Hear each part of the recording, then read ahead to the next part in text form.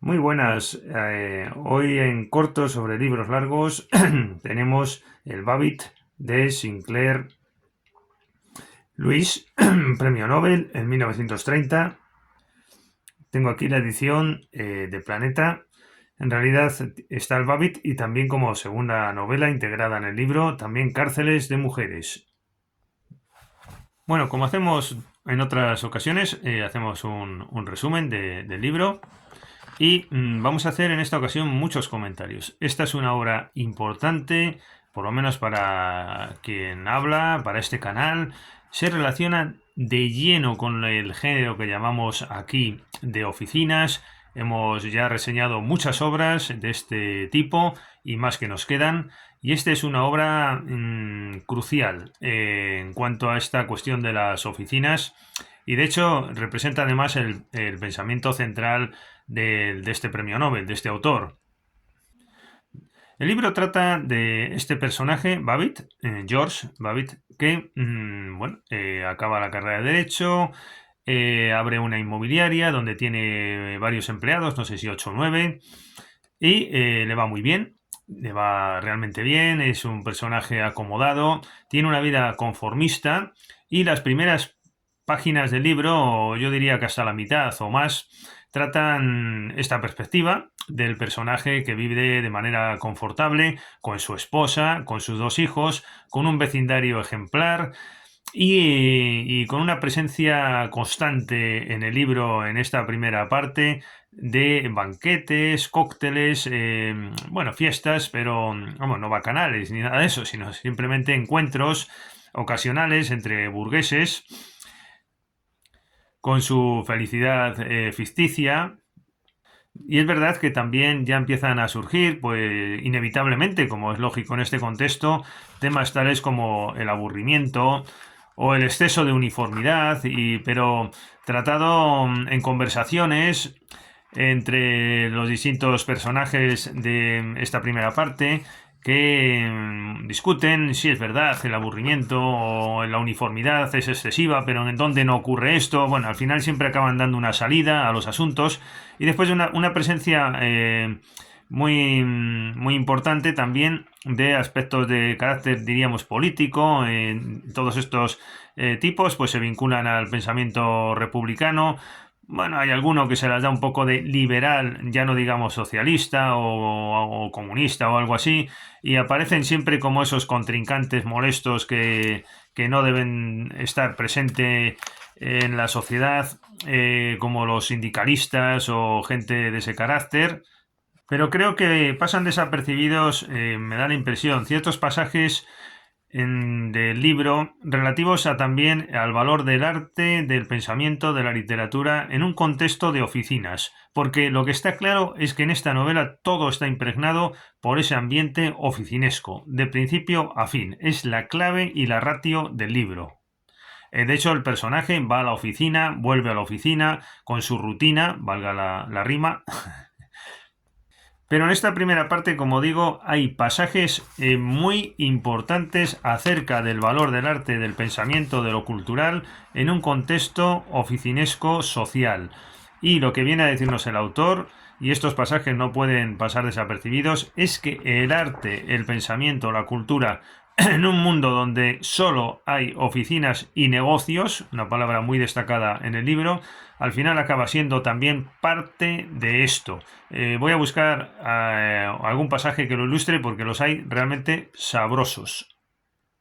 Por ejemplo, en la página 105 de la edición de Planeta que manejo, una versión, por cierto, muy cuidada y muy bien hecha, dice: desde luego no es lo mismo lavar ropa que hacer versos o vender inmuebles, pero Orbi es sumamente listo. ¿Le has oído alguna vez hablar de jardinería?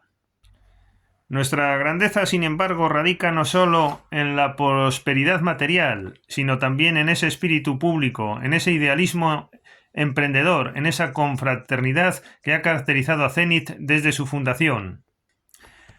Pero el camino de la virtud no es todo rosas. Antes de terminar, debo llamarles la atención sobre un problema que tenemos que afrontar este próximo año. La peor amenaza para un sano régimen no son los socialistas reconocidos, sino los cobardes que trabajan a cubierto, los melenudos granujas que se llaman liberales, radicales, independientes, intelectuales y qué sé yo. Maestros y profesores desaprensivos constituyen lo peor de esta pandilla. Estos profesores son las culebras que hay que destruir, ellos y todo lo que los de su calaña. El hombre de negocios americano perdona una falta, pero una cosa exige que todos los profesores, conferenciantes y periodistas hemos de pagarles con nuestro dinero, tienen que ayudarnos a impulsar la prosperidad nacional. Y en cuanto a esos charlatanes, criticones, pesimistas y cínicos profesores de universidad, les diré que durante este año próximo es tan deber nuestro influir para que expulsen a esos tunantes como vender todas las fincas y meter en caja todos los billetes que podamos.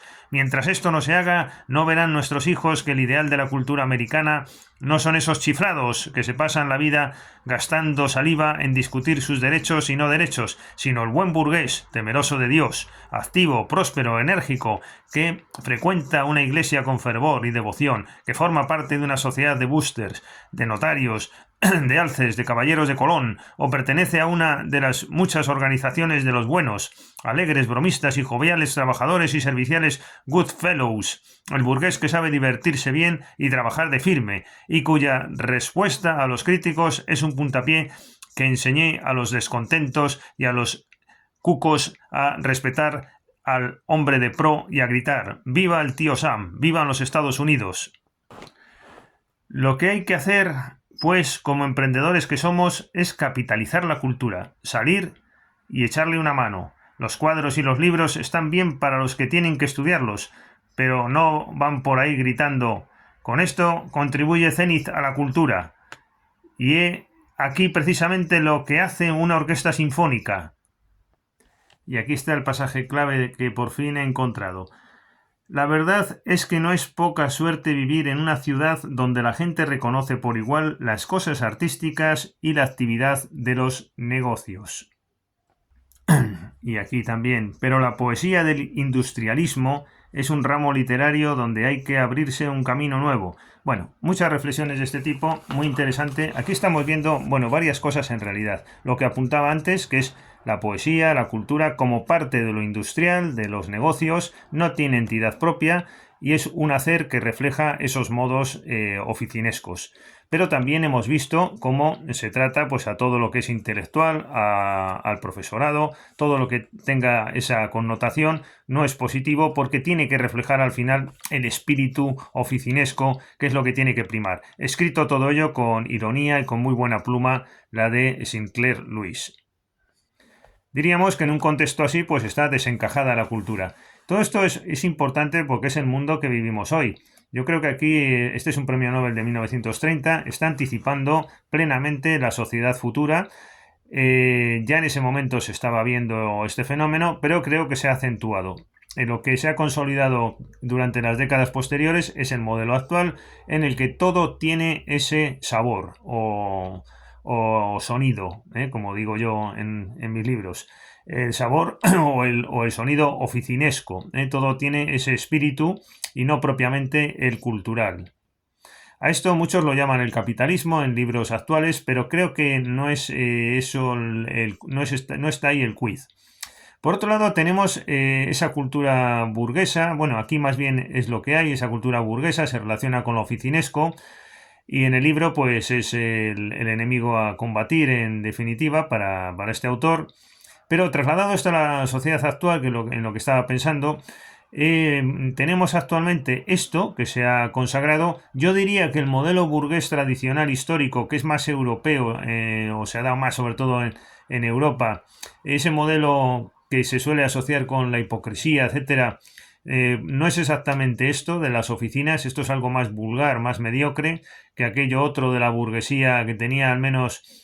bueno, era mucho más criticado, por supuesto, pero tenía otras características. Y después tenemos como tercer bando, junto al burgués puro, ese oficinesco, que es de un pseudo carácter burgués, diríamos, pero que no es exactamente igual.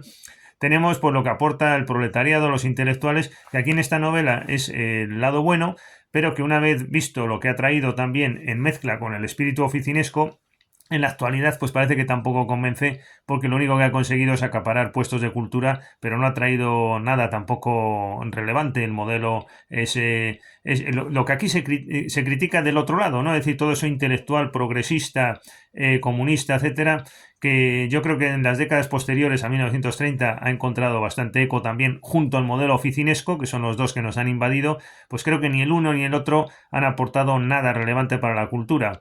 El modelo burgués clásico en sentido decimonónico no era positivo, y estos otros dos pues han sido más bien nefastos. Entonces, la cultura yo la relacionaría más bien con el esteta, y esto es lo que reivindico en este canal, una posición propia que no es ni la de los conservadores, ni la de los burgueses, ni la de los oficinistas, ni tampoco la de estos que se adueñan de la cultura para negar, pero no aportan nada estos otros. Entonces yo creo que reivindico esa posición de la cultura en cuanto tal, ¿no?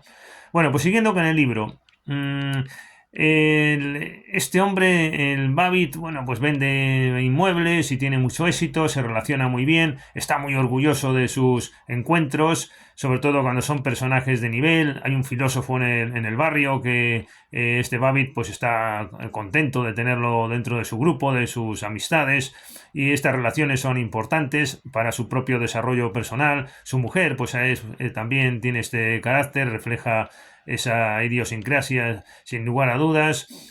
Y el libro va avanzando y resulta que su íntimo amigo, el de Babbitt, que es uno que se llama Paul Riesling, pues resulta que dispara contra su mujer y no la mata, pero bueno, es encarcelado. Y entonces Babbitt pues empieza a pensar, y bueno, el caso es que empieza a cambiar. El personaje sufre una metamorfosis a la mitad de la obra más o menos, y como consecuencia de ese cambio pues empieza a pensar que todo lo que está haciendo pues es una inutilidad, que no tiene sentido, y poco a poco pues empieza a adentrarse en todo aquello que había criticado él, y además de una manera muy beligerante, muy activa.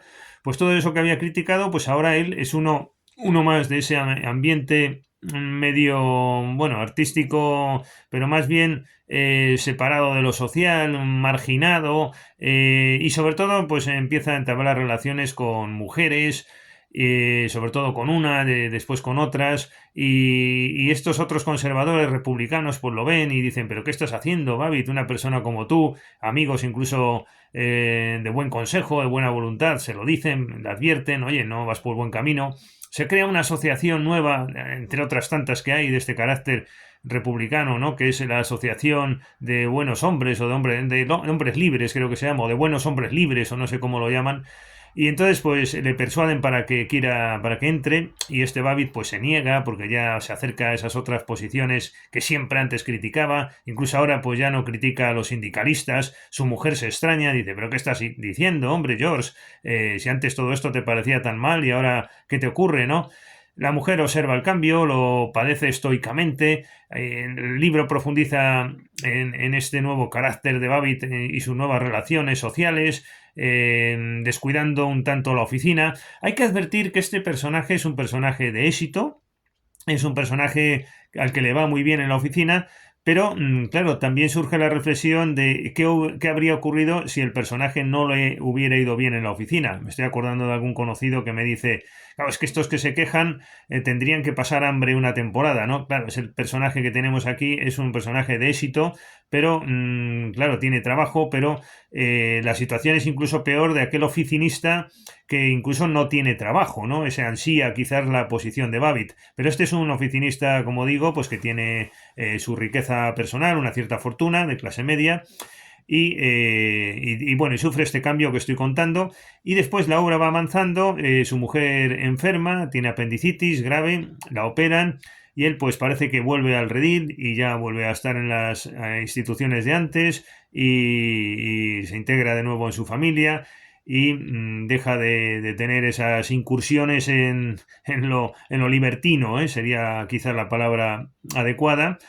y parece que vuelve queda un poquito incierto y el final es un poco extraño del libro porque de pronto aparece su hija que se casa con otro a una edad muy muy joven y que abandona la universidad y quiere ser mecánica. Pues quizás esto nos anuncie más nos anuncie la soberanía pop que está por venir, ese rodillo que ha habido de valores ya de este tipo que todos conocemos en nuestra sociedad actual. Bueno, pues a mí me surge una comparación entre este libro Babbitt, no puedo evitarlo, por lo menos así quiero hacerlo, y mi libro Fausto Pop. Hay muchas casualidades y quiero muy brevemente ponerlas de manifiesto, porque resulta que yo este libro lo he leído ahora, es en enero de 2026, y mi libro Fausto Pop está publicado en noviembre, creo recordar, octubre-noviembre de 2025. En mi obra Fausto Pop, el personaje, el protagonista, se llama Fefarmint. Este hombre es un oficinista que también se dedica al negocio inmobiliario, ya es casualidad. También tiene muchísimo éxito, es también un fenómeno. Pero la diferencia está en que mi personaje, mi protagonista, es una persona que se dedica al negocio inmobiliario, pero está apresado por lo cultural. Es una cosa que no puede olvidar, su naturaleza es artística, es un esteta que vive en una inmobiliaria y sufre las torturas y contradicciones y pesares de una persona que querría haber sido o que querría haberse dedicado a la cultura, pero se dedicó al negocio inmobiliario, que es lo más opuesto a eso otro, ¿no? Y sufre esas tensiones considerables. Sin embargo, aquí no, aquí en este libro de este premio Nobel tenemos a un personaje que simplemente vive con su inmobiliaria y no tiene esas tensiones culturales, aunque hay unas semejanzas enormes de poner como protagonista a una persona que tiene una actividad que se suele considerar opuesta a lo cultural, también una persona de éxito, y al final pues acaba teniendo unas ciertas inquietudes, no tanto culturales, porque lo que nos quiere decir este premio Nobel es que en Estados Unidos parece como que eso no existiera o no tiene ningún sentido, todo es negocio, pero es verdad que se acerca a eso intelectual, a ese mundillo más decadente, menos firme socialmente, como es lo burgués a lo que él se venía dedicando y que no deja de abandonar, no obstante. Sin embargo, en mi libro Fausto Pop, lo cultural es una cuestión que define el alma del propio protagonista. Bueno, querría advertir de estas concomitancias tan casuales y sin más, hasta el próximo vídeo. Muchas gracias por su atención.